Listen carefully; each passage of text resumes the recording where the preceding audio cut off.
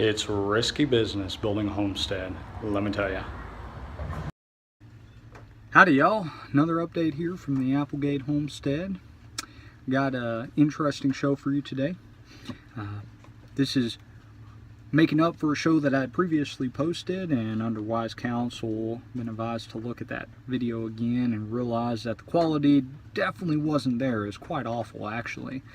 So with that being said, I went back and I had lots of work to do. Catch up on where we're at. When we had our foundation done, we didn't realize that the foundation guys had set the slab for the drop-in showers. They had miscalculated that. So where our shower was supposed to drop down, it went over a couple inches before it dropped down. So we had two options: either build a false wall and lose some shower space, or the second option, chisel away some of that foundation so it drops in right there where the wall is. And so, me being the cheap guy I am, I went and said, hey, I bet you I can do this with a hammer and a chisel. That's right, folks. This brilliant mind here said, hey, this is a good idea. Let's get a hammer and chisel. So I went to Harbor Freight and I got me a chisel and I got me a hammer. I spent like 10 or 15 bucks between these two things. And I went there and I started hacking away. Oh my gosh, that took me forever. So after about an hour of whacking away, my hands were killing me. I went and said, okay, well, I need to call this contractor who did the foundation. He needs to come out and fix it. Well, problem with paying the contractor all the money they're due, when you think the job's done, it may not be done. In this circumstance, it wasn't done. So I had to call him to come back, and after fighting with him for a week and a half, he got a guy to come back, and he cut some of the, used a saw to cut some slits and started hacking away. He fixed one shower. The second shower he didn't fix all the way. He had started, but then he stopped.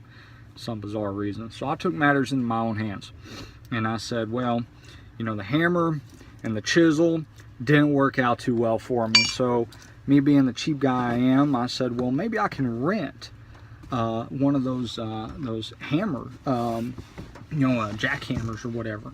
So I went to rent one, and they're pretty expensive to rent for the day.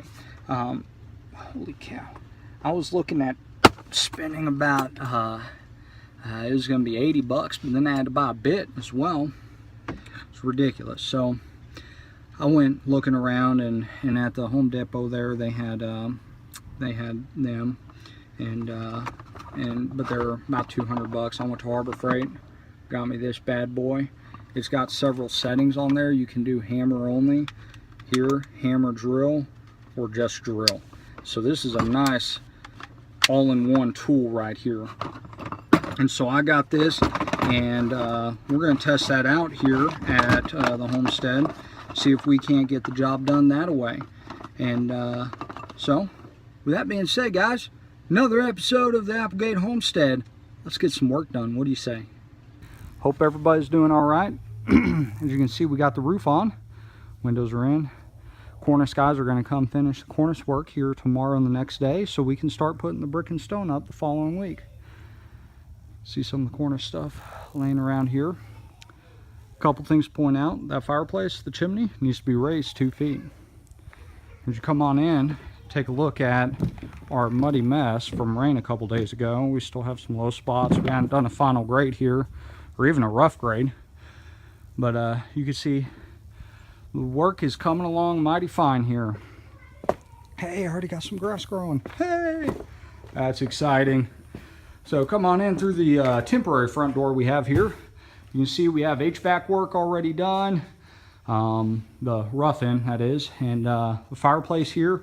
You see lots of red markings on my walls here. We had the inspection done, and there's a lot of things here. The numbers represent certain things on the inspection list that need to be fixed. As you can see, it's pretty much all over the place. Red numbers everywhere. But I have a couple problems that I'm trying to address right now.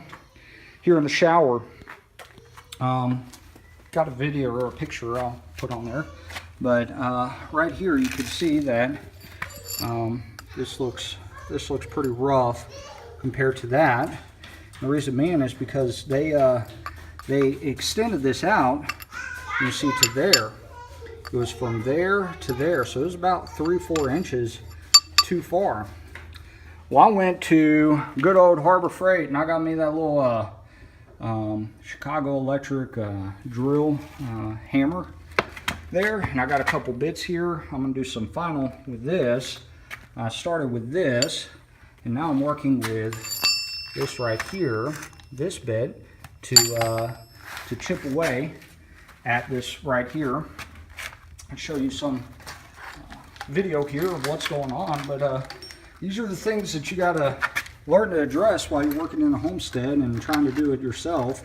I don't have a builder doing this work for me, and trying to get the contractors in here to do some work has been mighty hard.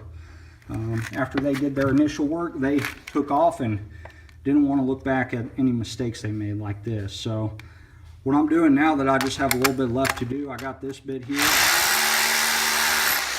chopping away at it.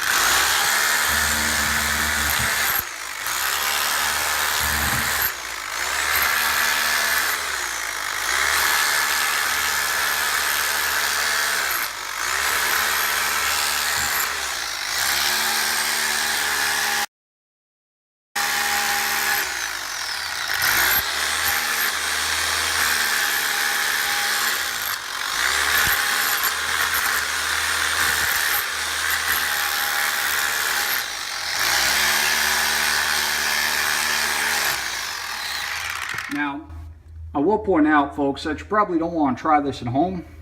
You don't know what your foundation is like. You may have rebar underneath there or post-tension cables. Now, I actually came out here and I was a part of the pouring the foundation. I saw them. I was out here while they were pouring the foundation, so I know where all my tension cables are. I know where all my rebar is, and I know how deep this portion is right here.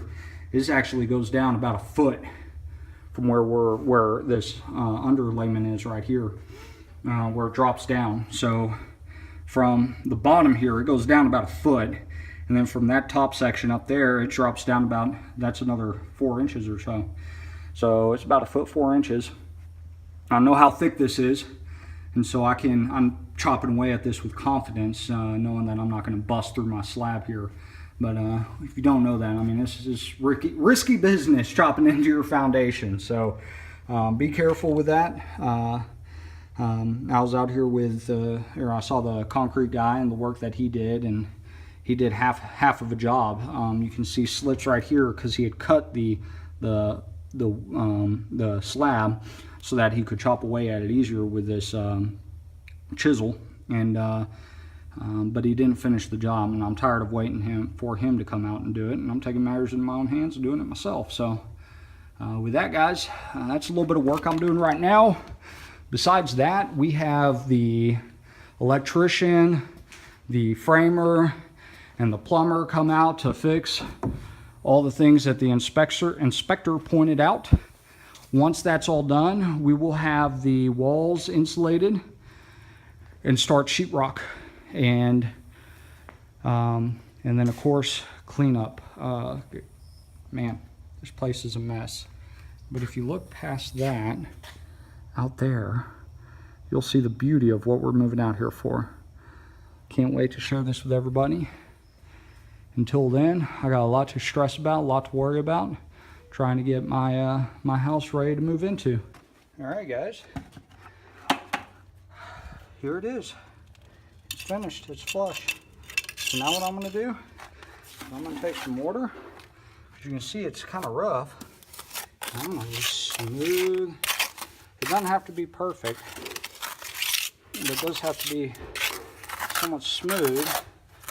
So that way when we put the liner in there, it's not going to be all gritty, sharp edges, and keep it from getting all beat up, battered, and bruised. So as you can see, we're just putting some stuff on there to give it a smooth edge. Nothing real fancy, but just Sorry, I'm sitting there worried about what I'm doing, and that's putting the mortar down, not the video.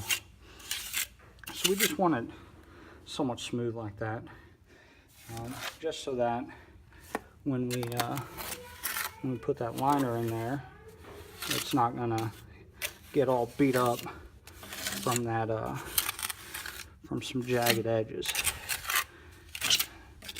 So again, nothing fancy, just enough to smooth it out.